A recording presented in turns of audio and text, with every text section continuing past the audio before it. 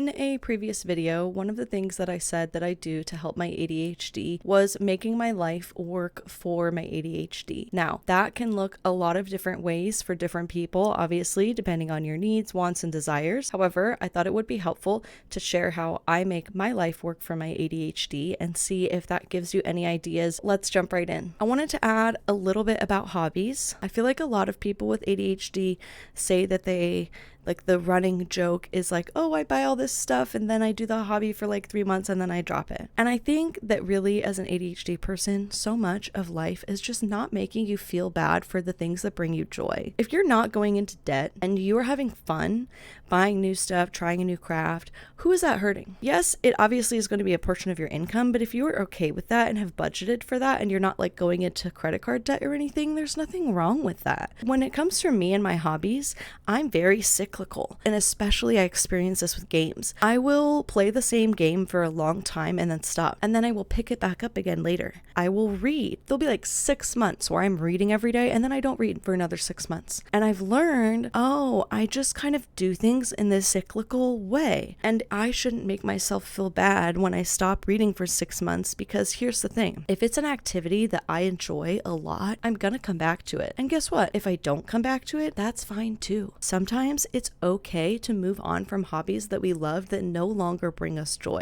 You should be engaging in activities as much as you possibly can that bring you joy. And if something that you once loved does not bring you joy anymore, that's okay. There's nothing wrong with that. Letting go is a huge part of life, and the more you can let go with simple things like that, the easier it is to let go when you have big, major changes. I used to love The Sims 4, okay? I was a Sims 4 content creator. I could play 8 to 12 hours of The Sims on a Saturday or Sunday. It fueled me. I thought about it when I went to bed. It made me so excited. I have not played that game in like 9 months, and I clinged to it for so long. I would tell myself I really want to play. I would open up the game and I would sit there and stare at the loading screen with no motivation to play. And eventually I had to just be like, look, it's okay to let this go. It is okay to move on from things that no longer bring you joy. In fact, you should. Happy, joyful people are constantly just doing in the moment whatever it is that they think is going to bring them the most joy. And you deserve to do that too. So that's my little spiel about hobbies. Let yourself love them. As long as you're not hurting anybody, don't make yourself feel bad for starting and stopping hobbies in whatever weird ways that you do. Because if it brings you joy, that's all that matters. That's all that matters.